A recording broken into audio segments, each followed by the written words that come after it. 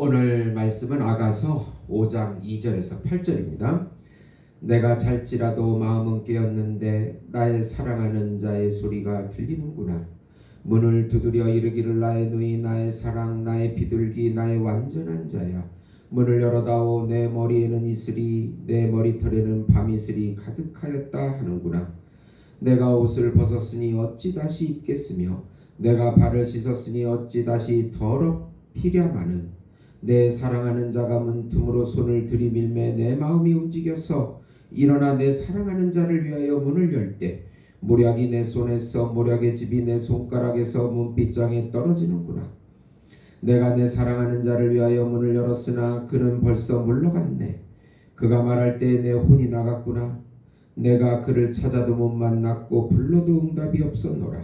성 안에 순천하는 자들이 나를 만나 매 나를 쳐서 상하게 하였고 성벽에 파수하는 자들이 나의 겉옷을 벗겨 가졌도다.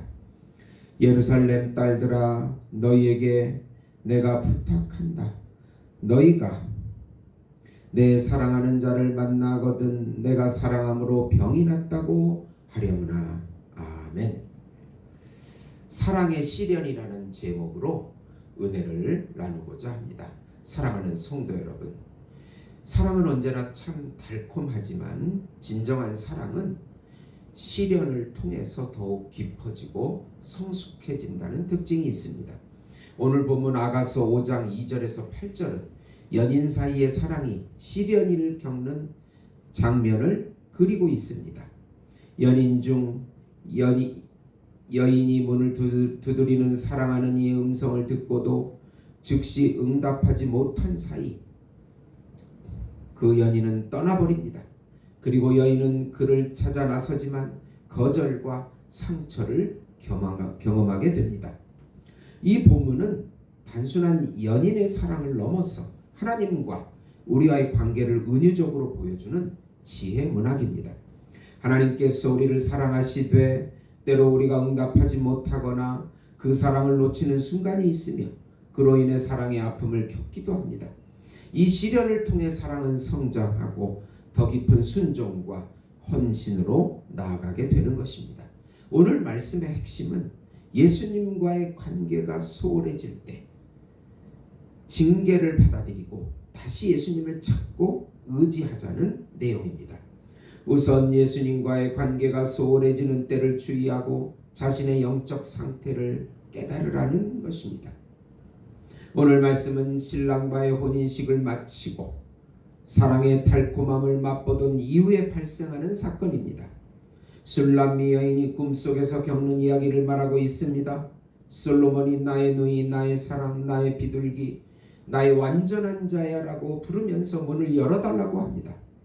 밤이기에 이슬이 가득 내려 머리털을 적시고 있었던 솔로몬을 묘사하고 있습니다. 그런데 술람미 여인은 잠을 청하기 위해 옷을 벗고 발을 씻었기에 일어나기를 거부했습니다. 주님은 항상 우리 마음의 문을 두드리십니다. 사랑을 나누고자 또 동행하자고 하십니다. 그러나 예수님을 향한 사랑이 식어서 나태함과 안일함에 빠져 있습니다. 세상의 즐거움과 향락에 빠져 있습니다. 예수님보다 더 사랑하는 것은 바로 우상 숭배의 죄입니다.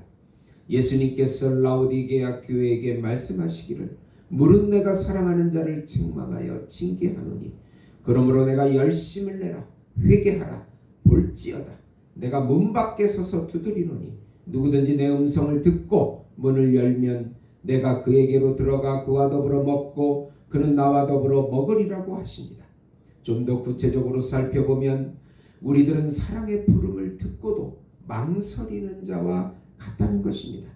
2절에 3절 보시면 내가 잘지라도 마음은 깨었는데 나의 사랑하는 자의 소리가 들리는구나.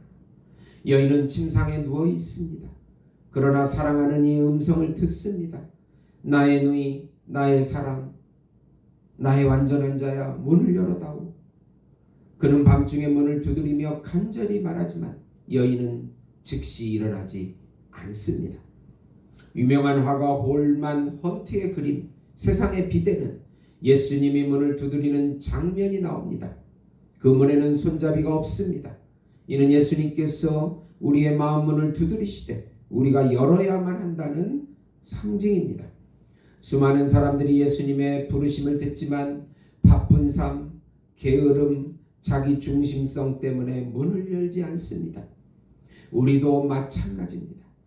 주님은 말씀, 기도, 사건을 통해 끊임없이 우리를 부르십니다. 그러나 우리는 조금만 더 하면서 지금은 피곤하니까 라고 응답을 하고 밀어버립니다. 그리고 그 부름을 잃어버립니다. 사랑하는 성도 여러분, 요즘 흥미로운 것이 너무나 많습니다. 스포츠, 영화, 레저, 공부, 연애, 여행 등 얼마나 우리의 관심을 끌기에 흥미로운 것이 많은지 모릅니다. 우리가 조금만 정신을 잃어버리면 금방 세상에 빠져버립니다. 예수님이 기도하라고 말씀을 읽으라고 전도하라고 해도 마음은 동의하지만 육신이 움직여지지 않습니다. 그 상태가 계속 지속되면 이제 영적인 침체가 오기 시작을 합니다. 자기 마음대로 살고 싶은 상태가 되어버립니다. 이런 영적인 상태를 잘 인식하고 깨닫는 것이 중요합니다. 사랑하는 성도 여러분, 나는 하나님의 부르심에 즉각 반응하고 있습니까? 내 신앙의 게으름이 주님의 임재를 놓치게 하지는 않았는지. 두 번째로 예수님의 사랑을 소홀히 해서 받은 징계를 받아들이고 다시 예수님을 의지하라. 솔로몬 여인은 이제 깨닫고 일어나 문을 열었습니다. 신랑이 준 모략의 향기가 가득한 채로 문을 열었으나 신랑은 떠나고 없었습니다. 그때서야 술람이 여인이 자신의 게으름을 깨닫고 혼이 나가버렸습니다. 아무리 신랑을 불러도 응답이 없고 찾아도 찾을 수가 없습니다. 성 안을 미친 듯이 돌아다니니 순찰자들이 미친 여인인 줄 알고 무시합니다. 옷을 벗겨갑니다. 바로 징계를 의미합니다. 예수님을 떠나면 교제가 상실되는 징계를 받습니다. 마치 예수님이 없는 듯한 삶을 살게 됩니다. 동행의 기쁨이 사라지고 마귀가 괴롭히기 시작합니다. 그러면서 다시 예수님을 찾고 부르기 시작을 합니다.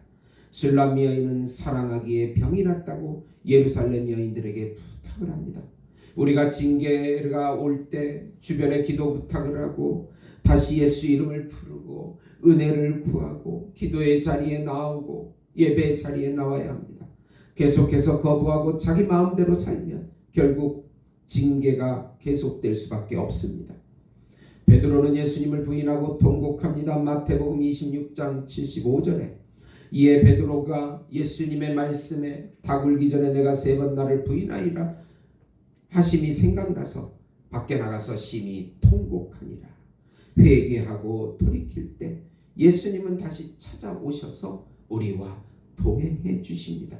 우리는 연약하기에 게으름에 넘어지고 유혹에 넘어집니다. 중요한 것은 다시 회개하고 예수 안으로 예수 이름을 부르면서 예수 안으로 들어가는 것입니다. 조금 구체적으로 살펴보면 우리는 기회가 지나간 후에 슬픔과 갈망을 겪게 됩니다. 4절에서 6절 보시면 내가 일어나서 내 사랑하는 자를 위하여 문을 열었으나 그가 말할 때 내 마음이 내 속에서 들끓었도다. 내가 그를 부르나 응답하지 아니하였고 결국 여인은 일어나 문을 엽니다. 하지만 이미 사랑하는 이를 떠나고 없습니다. 여인은 후회하며 그를 찾기 시작하지만 그는 대답하지 않습니다. 이 장면은 응답의 지체가 어떻게 사랑의 시련이 되었는지를 보여주고 있습니다. 한 젊은이가 가족과 멀리 떨어져 살다가 어머니의 갑작스러운 병환 소식을 듣고도 조금만 더 있다 가야지 하다가 결국 어머니의 임종을 지켜보지 못했습니다. 그는 평생 그때 왜 즉시 가지 않았을까라는 후회 속에서 살게 되었습니다. 하나님의 부르심은 늘 오늘이요 지금입니다. 지금이 은혜 받을 때요, 지금이 구원의 날입니다. 주님께 즉시 응답하는 자는 사랑의 깊은 교제를 누리지만 주저하는 자는 아픈 시련을 통해 다시 주님을 찾아야 합니다. 이제 시련 가운데 드러나는 참된 사랑을 갈구합니다. 7절에서 8절입니다. 성 안을 순찰하는 자들이 나를 쳐서 상하게 하였고 성벽을 파수하는 자들이 나의 겉옷을 벗겨 가졌도다. 예루살렘 딸들아, 내가 너희에게 부탁하노라. 너희가 내 사랑하는 자를 만나거든 내가 사랑함으로 병이 났다고 하려무나. 여인은 사랑하는 이를 찾다가 길거리에서 순찰자들에게 상처를 받습니다. 그러나 그 상처는 그녀의 사랑을 더 간절하게 만드는 동기가 됩니다. 사랑은 고통 속에서도 그 대상을 포기하지 않습니다. 시련은 진정한 사랑을 드러내는 도구입니다. 순교자 지미 엘리엇은 에콰도르 선교지에서 복음을 전하다가 젊은 나이에 생을 마감했습니다. 그러나 그의 아내 엘리자베스는 사랑하는 남편을 잃었음에도 그 땅을 떠나지 않고 오히려 복음을 계속 전했습니다. 그녀는 사랑은 상처 속에서 살아남는다고 고백했습니다. 신앙도 마찬가지입니다. 주님을 향한 사랑은 시련을 통해 진짜가 됩니다. 고난은 사랑을 포기하게 만들기보다 더 깊은 사랑으로 정화시키는 하나님의 도구입니다. 왜 나에게 이런 고난을 주셨는가? 지금 내가 겪는 시련이 혹시 사랑을 깊게 하시는 하나님의 도구는 아닌가? 라고 우리는 생각해야 합니다. 결론적으로 예수님과의 사랑의 시련은 끝이 아니라 시작이라는 것입니다. 사랑하는 성도 여러분, 아가서의 이 장면은 단지 인간적 사랑의 아픔이 아니라 하나님과 우리의 관계에서 어떻게 사랑이 시련을 겪고 그 시련이 더 깊은 사랑으로 나아가게 하는지를 보여줍니다. 오늘 우리는 사랑의 부르심 앞에 응답하고 있습니까? 혹시 주님의 음성을 들었지만 피곤과 게으름으로 미루고 있지 않습니까? 사랑의 시련은 끝이 아닙니다. 그것은 더 깊은 헌신과 은혜의 통로가 될 수 있다는 것을 우리는 깨달아야 합니다. 어느 찬양 사역자가 심한 고난과 병을 겪으며 한동안 사역을 쉬게 되었습니다. 그는 그 시기를 지나 이렇게 고백합니다. 하나님이 내게 멀어진 것 같았지만 사실은 내가 응답하지 못한 그 시간 동안 하나님은 더 가까이 계셨습니다. 그 고난은 나를 주님의 품으로 더 깊이 밀어 넣었습니다. 주님은 오늘도 우리 마음을 두드리십니다. 사랑의 시련을 통해 더 깊은 주님과의 교제 안으로 들어가기를 예수 이름으로 축원드립니다. 하나님 아버지 감사합니다. 우리에게 겪는 고난이 바로 예수님과 깊은 교제의 삶으로 들어가는 동기가 된다는 것을 깨닫게 하시고 예수의 이름을 부르게 하시고 기도의 자리에 나오게 하시고 다시 예배 자리에 나와서 신앙을 회복하고 하나님의 뜻을 성취하는 인생 되게 축복해 주시고 예수님과의 깊은 교제를 누리게 해 주시옵소서. 평강과 안식을 주시옵소서. 우리 나라와 교회와 가정을 불쌍히 여겨 주시옵소서. 이북이 속히 통일이 되어서 무너진 삼천교회가 재건되게 해 주시옵소서. 거짓 음란 동성애 사상이 떠나가게 하시고 기독교 장래 문화가 정착되게 해 주시옵소서. 예수님의 이름으로 기도드립니다. 아멘.